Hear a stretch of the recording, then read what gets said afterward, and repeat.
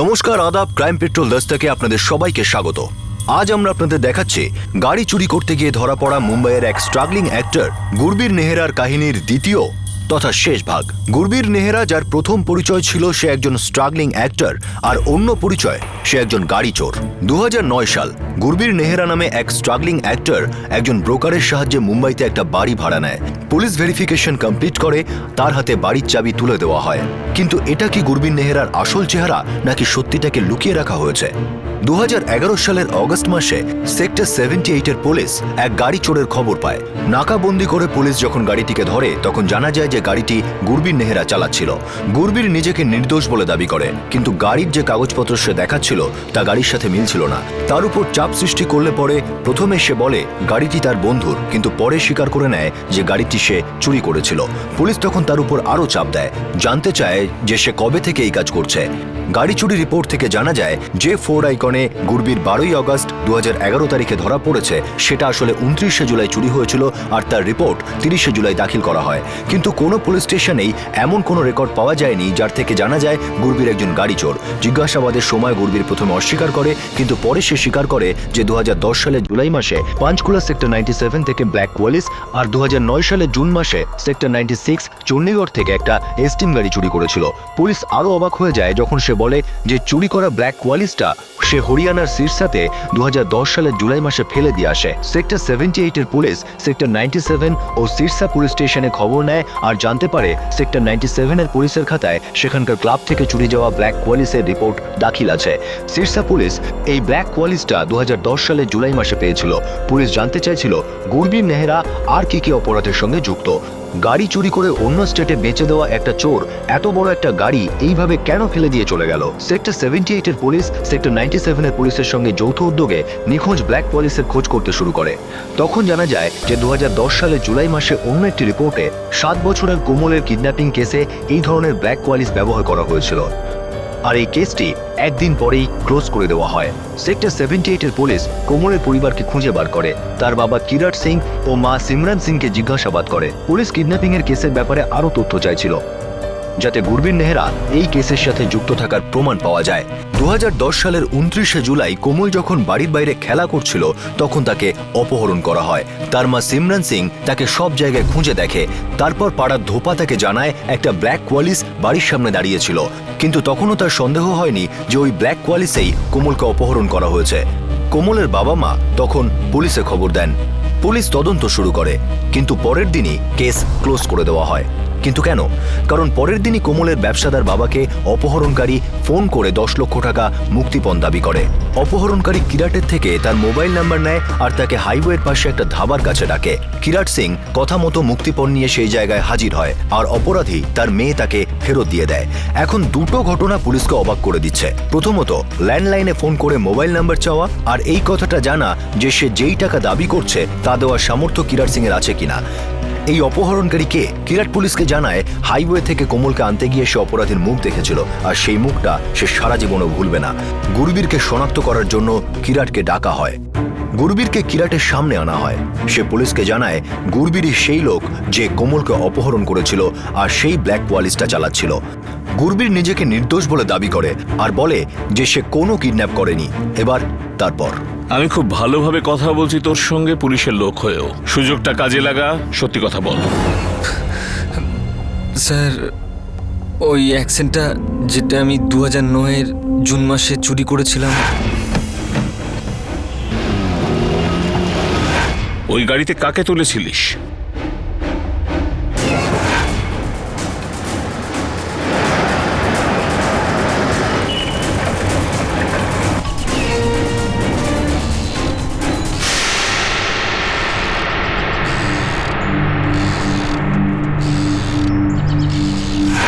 একটা বাচ্চা ছিল, শ্রুতি। পাঞ্চকুলা সেক্টর 108 থেকে ওকে তুলেছিলাম। খুব সহজেই গুরবীর তার দ্বিতীয় অপরাধ স্বীকার করে নিল।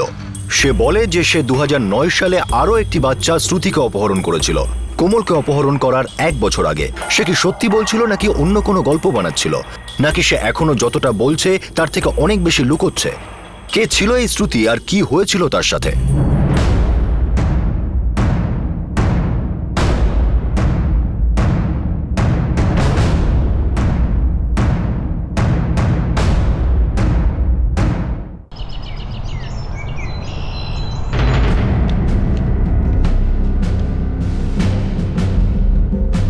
এই কেসটা খবরের কাগজে বেরিয়েছিল। আর পরের দিনই ক্লোজ হয়েছিল। একদম।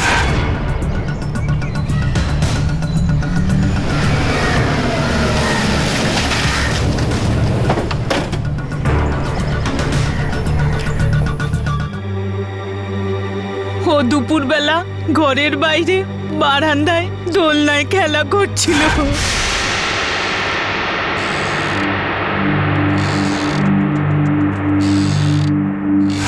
আমি ঘরের ভেতরে ছিলাম, বাইরে এসে দেখলাম শ্রুতি ছিল না। শ্রুতি, শ্রুতি, শ্রুতি, শ্রুতি, শ্রুতি, কোথায় গেল মেয়েটা? অপরাধটা একই পদ্ধতিতে যেভাবে কোমলকে কিডন্যাপ করা হয়েছিল। ব্যাপারটা একজন দেখেছিল, যে শ্রুতিকে গাড়িতে যেতে দেখেছিল। স্যার, ও একটা কালো গাড়িতে ছিল। আপনি ওই লোকটার সাথে শ্রুতিকে গাড়িতে যেতে দেখেছেন? আগে হ্যাঁ। তো আপনি গাড়ি থামানোর চেষ্টা করেননি? স্যার, আমি আসলে বুঝতে পারিনি। আমি ভেবেছিলাম কোনো আত্মীয় হবে হয়তো, চুপচাপ গাড়িতে বসে যাচ্ছিল।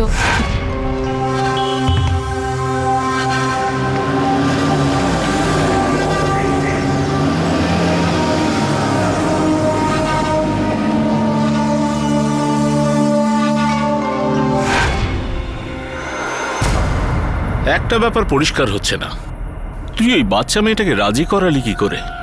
শুধু একটা অ্যাড্রেস জিজ্ঞেস করেছিলাম আমি ওকে।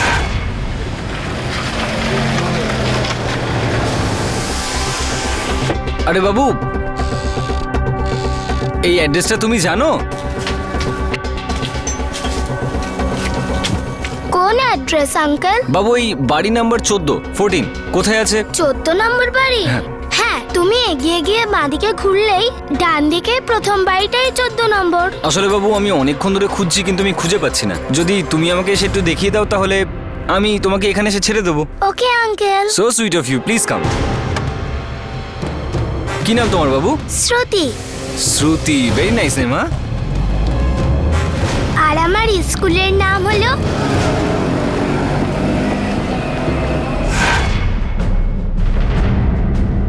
ভেতরে কে ছিল সেটা আমি ঠিক খেয়াল করিনি। মেয়েটির ছবি নিয়ে আমরা অনেক জায়গায় খুঁজলাম, খোঁজ খবরও নিলাম, কিন্তু কেসটা এগোনোর আগেই, আমরা কিছু করার আগেই, মানে পরের দিন মেয়েটির বাবা রমন সিং এর বাড়ির ল্যান্ডলাইনে কেউ একজন ফোন করে।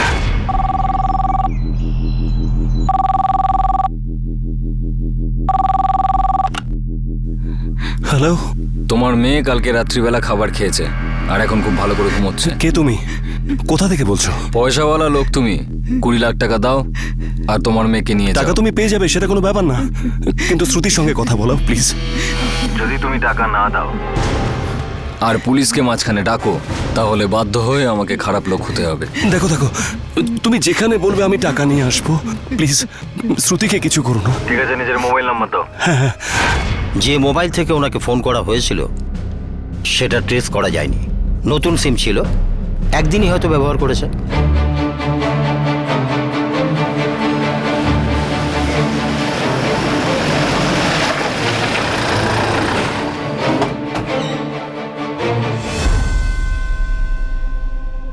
তারপর মুক্তিপণ নিয়ে গেলেন।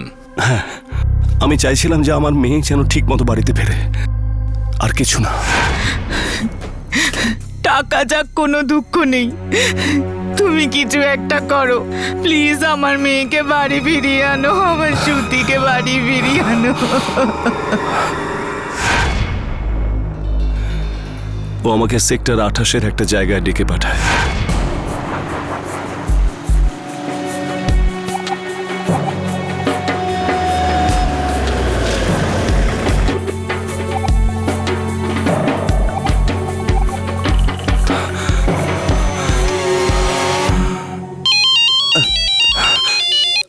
হ্যালো,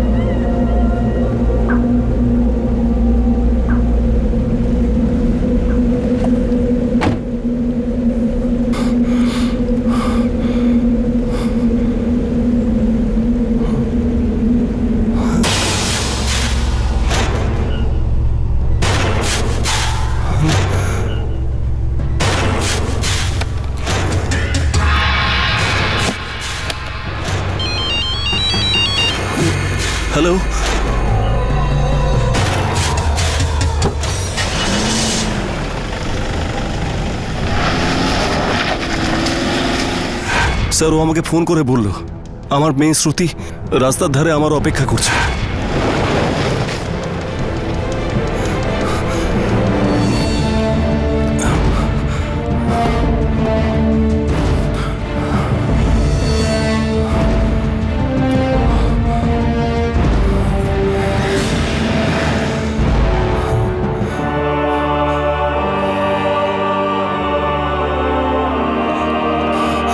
শ্রুতি, বাবা মা, বাবা মা, বাবা চলো। তুমি কোথায় এই তো বাবা এসে গিয়েছিলে? গেছে। তুই ঠিক আছিস তো? হ্যাঁ? শ্রুতি, টাকা চলে গেছে কিন্তু কোনো দুঃখ নেই, আমি আমার মেয়েকেও ফিরে পেয়েছি। আমাদের জন্য ওটাই যথেষ্ট।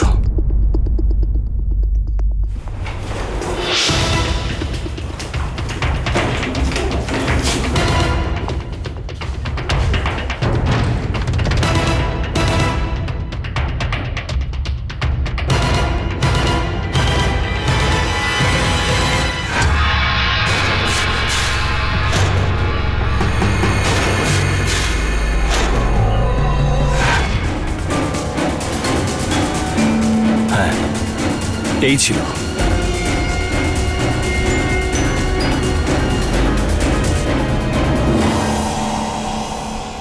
কিডন্যাপিং এর দুটো কেস সম্পূর্ণ আলাদা, কিন্তু পদ্ধতি এক। মুক্তিপণ হাতে আসার পর বাচ্চাদের ফেরত দিয়ে দেওয়া হয়। গুরবীর মুম্বাইয়ের স্ট্রাগলিং অ্যাক্টর ছিল ঠিকই, কিন্তু তার যে গল্প পুলিশ জানতে পারলো সেটা কোনো সিরিয়াল বা ফিল্মের গল্প নয়। গাড়ি চোর বা অপহরণকারী কোনো সিরিয়ালের চরিত্র নয়, বরং এই গল্পের অ্যাক্টর একজন ধূর্ত আর চালাক অপরাধী ছিল। গুরবীরের অপরাধের গল্প শুনে পুলিশ সম্পূর্ণভাবে শকড হয়ে যায়। এখন প্রশ্ন উঠছে যে আর কত সত্যি বেরিয়ে আসতে বাকি। তুই তো বড় শয়তান দেখছি, আর কোনো শয়তানি বাকি আছে? আর একটা, শুধু আর একটা। এটা আবার কবে? 7ই সেপ্টেম্বর 2010 সালে। কাকে তুলেছিলিস? ঋষভ আগরওয়াল। এই চল চল চল তাড়াতাড়ি বল দে। এই চল চল চল তাড়াতাড়ি বল দে। বল দে তাড়াতাড়ি যা তাড়াতাড়ি যা।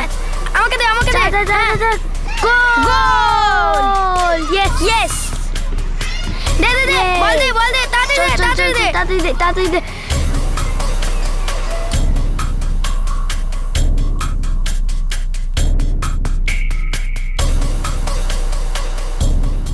তুই আজ খুব ভালো খেলেছিস, খুবই ভালো। কালকে আবার খেলার মাঠে দেখা হবে। চল bye bye.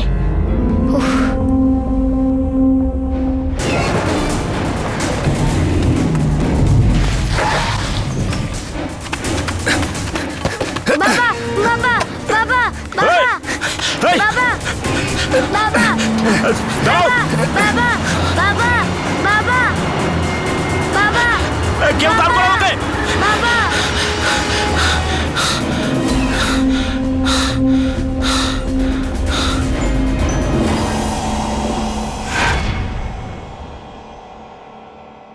Rishabh Agarwal, sector 187, Chandigarh.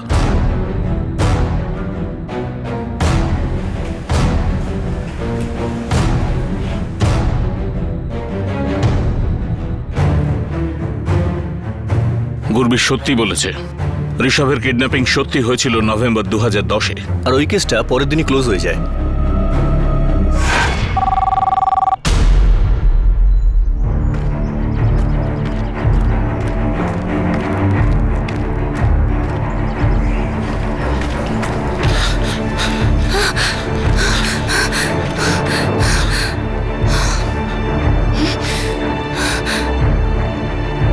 Hello, Gurbir প্রতিবেশীর বাড়িতে ফোন করেছিল আর সুশীল বাবুকে ওখানে ডাকে। হ্যাঁ অ্যাকচুয়ালি ওনার ল্যান্ড ফোনটা দুদিন ধরে বন্ধ ছিল।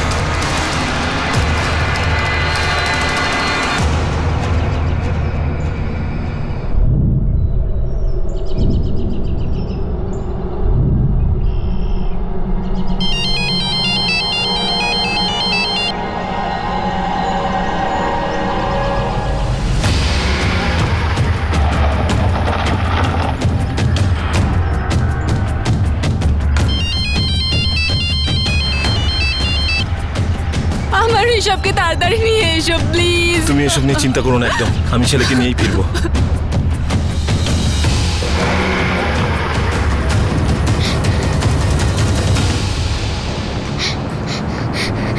আরে ভাই কি ঝামেলায় পড়লাম বলো তো? সে ভালো না খারাপ? পুলিশকে তো ডেকেছি, দেখি কি হয়।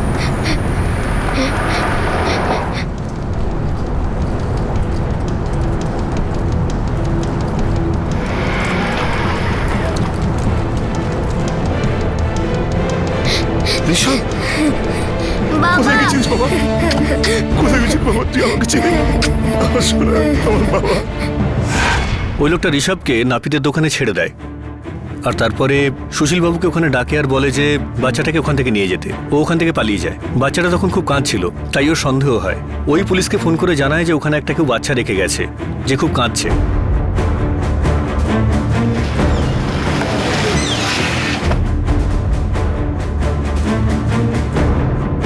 তারিখও পাক্কা মনে আছে স্যার, 8ই ডিসেম্বর 2010 সাল। ছেলেটা আমার দোকানে এসেছিল একটা বাচ্চা ছেলেকে নিয়ে। ওই ধরুন 11টা নাগাদ স্যার।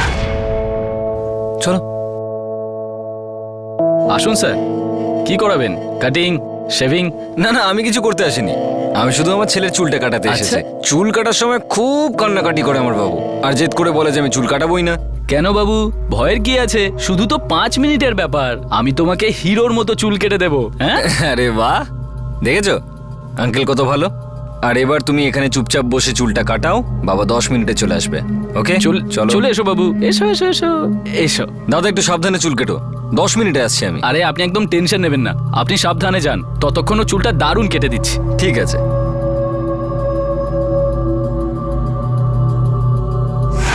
বাবা এক্ষুনি চলে আসবে বলে লোকটা কেটে পড়লো স্যার।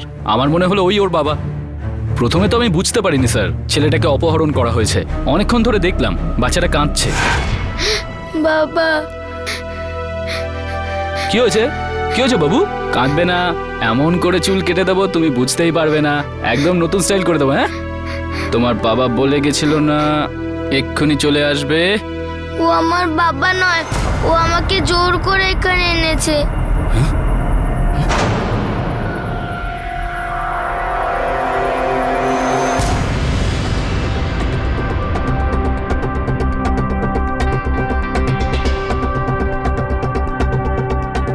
আমি তাকে দূর থেকে দেখেছিলাম, ঠিক করে চেহারাটা দেখতে পাইনি। এই দাঁড়াও! বাবা বাবা স্যার, আমি খুব কাছ থেকে দেখেছিলাম। একেবারে পাক্কা এই সেই লোকটা। আসুন স্যার, কি করাবেন? Cutting, shaving? না না, আমি কিছু করতে আসিনি। ব্যাস স্যার, এই 3টেই খারাপ কাজ আমি করেছিলাম, আর আমি কোনোদিন কিছু করিনি। তোকে আর বিশ্বাস হচ্ছে না। তুই প্রত্যেকবার অর্ধেকটা সত্যি বলিস, বাকিটা পেটে রেখে দিস। না স্যার, আমি সত্যি বলছি, আর কিচ্ছু করিনি আমি। তুই প্রত্যেকবার লোকজনকে ল্যান্ডলাইনে ফোন করে তারপরে মোবাইল নাম্বারটা নিতিস। শুধুমাত্র একবারই পাশের বাড়ির ল্যান্ডলাইনে ফোন করেছিলিস। ব্যাপারটা কি? স্যার অ্যাকচুয়ালি আমি এদের মধ্যে কাউকে চিনতামও না স্যার। আমি শুধু এইটুকুই জানতাম যে এদের প্রচুর টাকা রয়েছে স্যার।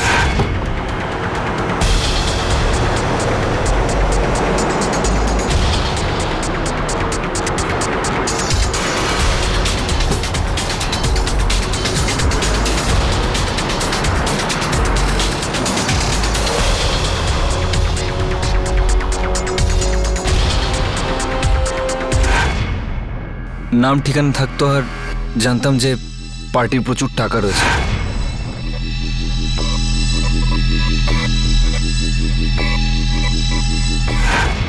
আমি ইনকোয়ারিতে অ্যাড্রেসগুলো দিয়ে ফোন নাম্বার জেনে নিতাম। হ্যাঁ, কিরট সিং, সেক্টর 86। আগে হ্যাঁ, রমন সিং, পঞ্চকুলা, বাংলো নাম্বার সুশীল আগরওয়াল, সেক্টর 187, চণ্ডীগড়। হ্যাঁ, বিক্রম সিং এর নাম্বারটা চাইছিলাম, সেক্টর 187, চণ্ডীগড়।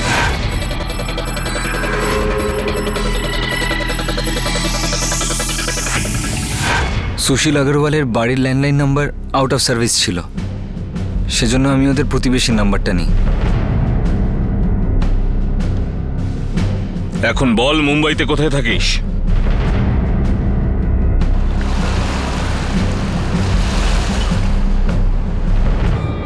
কি? মুখ দেখে কি করে বুঝবো স্যার যে এত বড় বদমাইশ হবে সে? আমরা ওই মহিলার সঙ্গে দেখা করবো যার বাড়িতে গুরবীর থাকে। আমি এখনই ওনাকে ফোন করছি।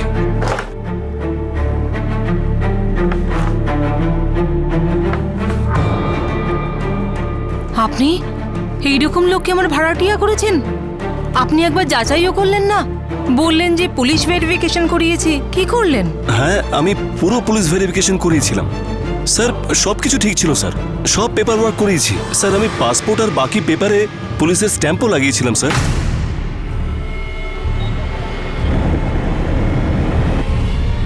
স্যার, এই গুরবীর ছেলেটা খুব চতুর। অতি চালাকের গলায় দড়ি হয়, এবার আর পুলিশের হাত থেকে বাঁচতে পারবে না। ওর চার্জশিট এমন বানাবো যে পালাতে পথ পাবে না। রাস্তায় এরকম লোক ঘুরে বেড়ালে বিপদ বাড়বে। আর কথা তো এমনভাবে বলছে যে ও নিজেকে বাঁচিয়ে রাখার সব রাস্তাই জেনে ফেলেছে। এরকম মনে হচ্ছে না যে তুই সব কাজটা একলা করেছিস।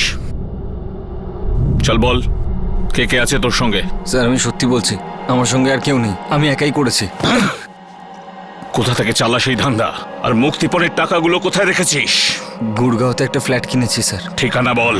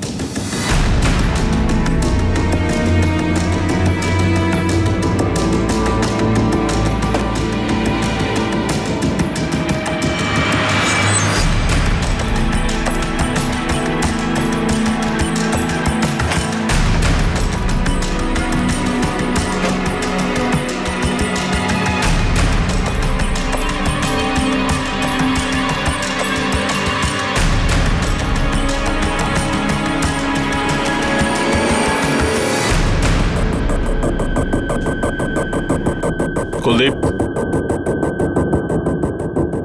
এর ব্যাংক স্টেটমেন্টটা দেখো, অনেক টাকা জমিয়েছে।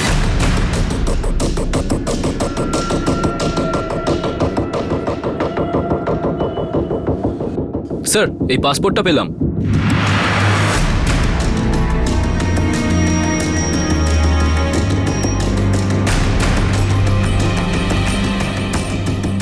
ইন্ডিয়ার বাইরেও গেছে কয়েকবার। কোনো ক্রিমিনাল রেকর্ড না থাকা আজ পর্যন্ত ধরাও পড়েনি। সেই জন্যই ভেরিফিকেশনে ক্লিন চিট পেয়েছে।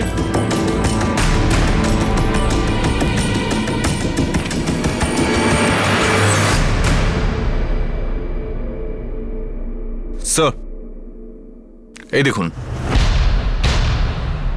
ছেলেটা বিবাহিত নাকি এটা ওর কোনো নাটক? ছবিতেই মেয়েটা তোর কে হয়? এটা আমার বউ, জসমিত। এখন কোথায়? আমার বাড়িতে। বাড়ি কোথায় তোর? Amritsar.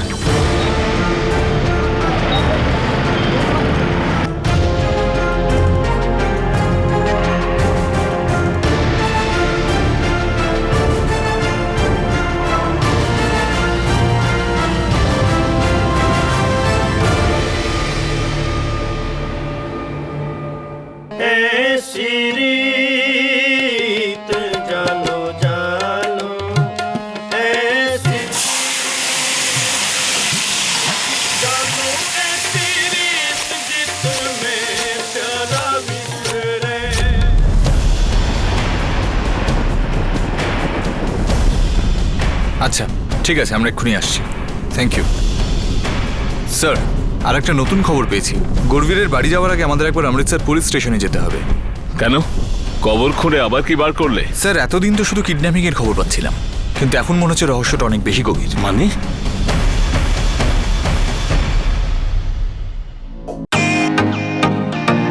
Welcome to beaten world. How may I assist you? নতুন ফ্ল্যাটের জন্য একটা স্ট্যান্ড ফ্যান আর কুলার নেব। এই পচা গরম থেকে একটু স্বস্তি চাই। বাজার চলতে সব ব্র্যান্ড আর ভরসাযোগ্য নয়। তার জন্য তো আমাদের ফ্যান আছে, all purpose bullet table fan, ceiling fan.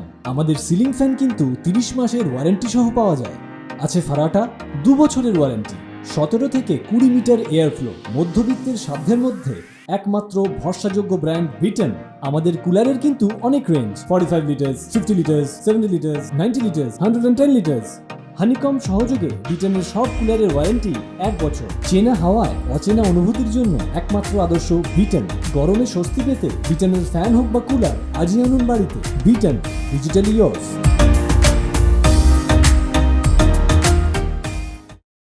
গুরবীরের বাড়ি যাওয়ার আগে আমাদের একবার অমৃতসর পুলিশ স্টেশনে যেতে হবে। কেন? কবর খুঁড়ে আবার কি বার করলে? স্যার, এতদিন তো শুধু কিডন্যাপিং এর খবর পাচ্ছিলাম, কিন্তু এখন মনে হচ্ছে রহস্যটা অনেক বেশি গভীর। মানে 3টে অপহরণ আর এতগুলো গাড়ি চুরি, এই সমস্ত অপরাধ সামনে আসার পরেও এখনো এমন কিছু একটা ছিল যা পুলিশের জানা বাকি আছে। পুলিশ এটা ভেবে অবাক হয়ে গিয়েছিল যে এতগুলো অপরাধ করার পরেও এই লোকটা প্রকাশ্যে কি করে ঘুরে বেড়াচ্ছিল। স্যার,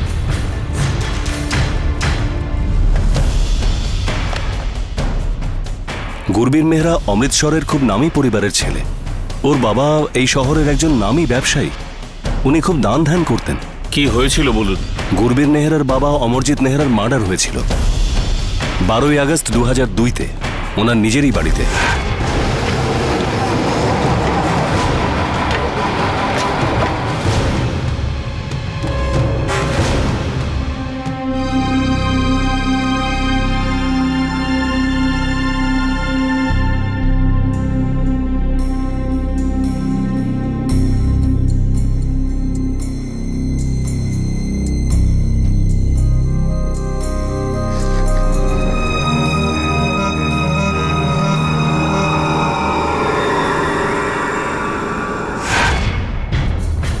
মার্ডার রাতে হয়েছিল, বাড়ির ভেতর।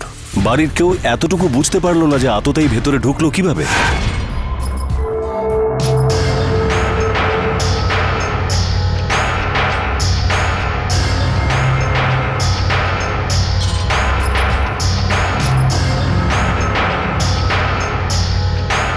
এই কেসের জন্য আমরা ডগ স্কোয়াডকে ডেকেছিলাম।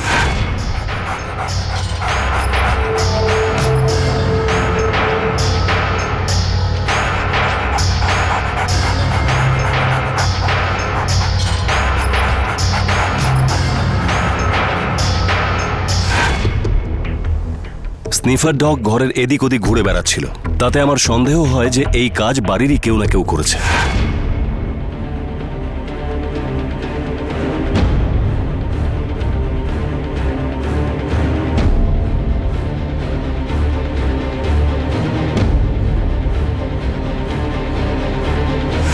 বাড়ির সমস্ত সদস্য এবং আত্মীয় স্বজনকে জিজ্ঞাসা করেছিলাম। আমি জানতাম বিষয়টা পারিবারিক। অবশেষে গুরবীর নিজের দোষ স্বীকার করে নিয়েছিল। হ্যাঁ, আমি মেরেছি আমার বাবাকে, আমি মেরেছি।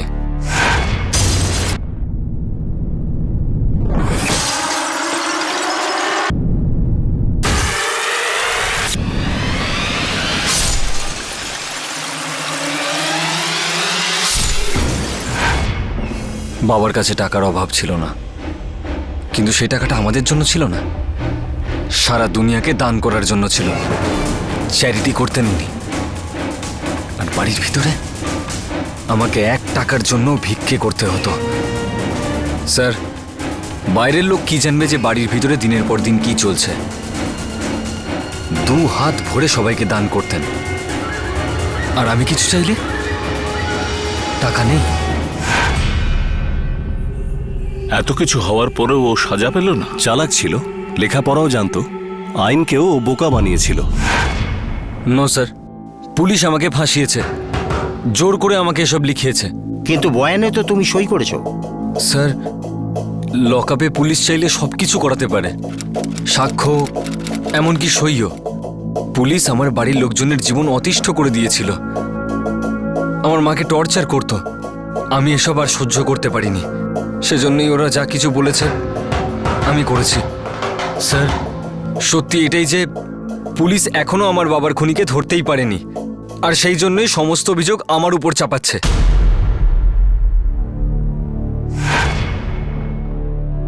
3 সপ্তাহ পরেই ও বেল পেয়ে গেল।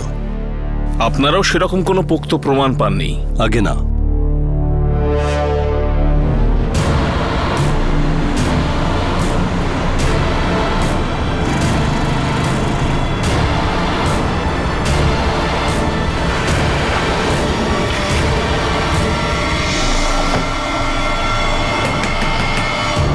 না স্যার, আমার ছেলে এরকম কোনোদিন করতে পারে না।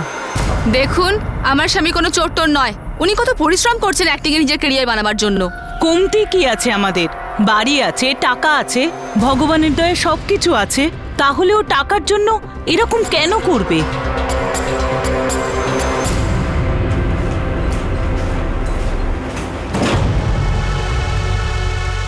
স্যার, গুরবীরের ব্যাংক অ্যাকাউন্ট ডিটেল থেকে এটাই বোঝা যাচ্ছে, যখন ও মুক্তিপণ পেয়েছে তখনই ওর অ্যাকাউন্টে একটা বড় অ্যামাউন্ট ডিপোজিট হয়েছে।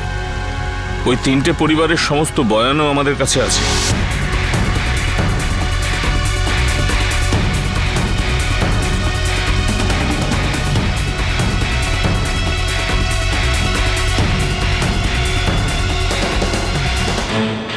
ছেলেটা বেশ কয়েকবার আইনকে ফাঁকি দিয়ে পালিয়েছে, কিন্তু এইবার নয়।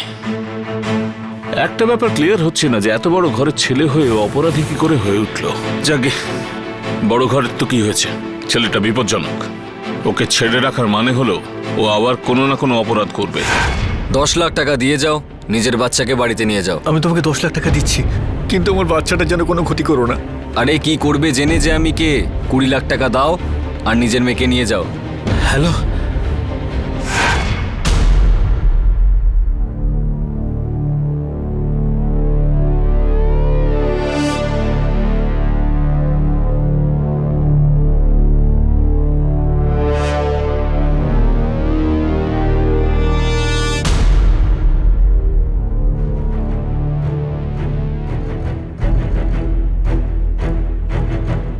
আমার ক্লায়েন্ট মিস্টার গুরবীর নেহরা এই সমস্ত কেসে বেকসুর স্যার।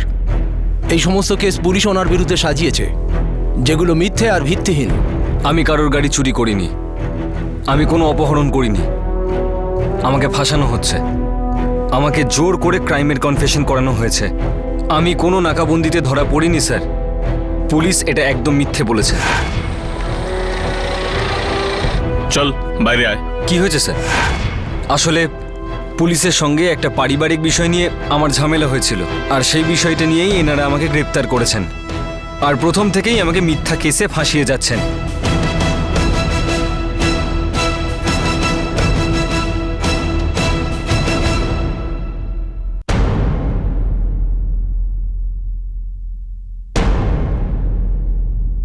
প্রসিকিউশন যে মামলাই আদালতে পেশ করেছে তার মধ্যে অনেক অসঙ্গতি আছে, কিন্তু গুরুবীর নেহেরার বিরুদ্ধে কিছু পোক্ত প্রমাণও সামনে এসেছে, যেটা বিচার করলে এটা প্রমাণ হয়ে যায় যে এইসব অপহরণের কেসে গুরুবীর নেহেরা শামিল আছে।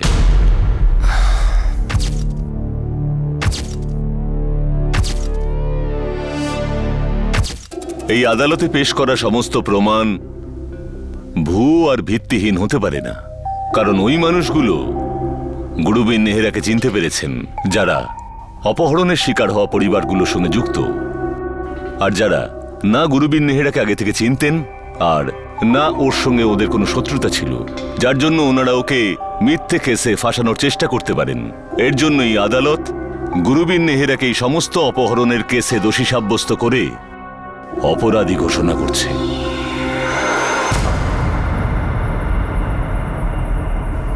আর মুক্তিপণের টাকা উসুল করার জন্য গুরুবীর নেহেরা যেভাবে পীড়িত পরিবারগুলোর উপর উপদ্রব করেছে আর তার জন্য যে যে রাস্তা নিয়েছে, সেটা দেখে এটা পরিষ্কার হয়ে যায় যে মুক্তিপণের টাকা না পেলে গুরুবীর নেহেরা এর থেকেও মারাত্মক অপরাধ করত। এই সমস্ত প্রমাণ আর তথ্যকে মাথায় রেখে এই আদালত গুরুবীর নেহেরাকে 364-র 1 ধারা অনুযায়ী দোষী সাব্যস্ত করে যাবজ্জীবন কারাদণ্ড দিচ্ছে।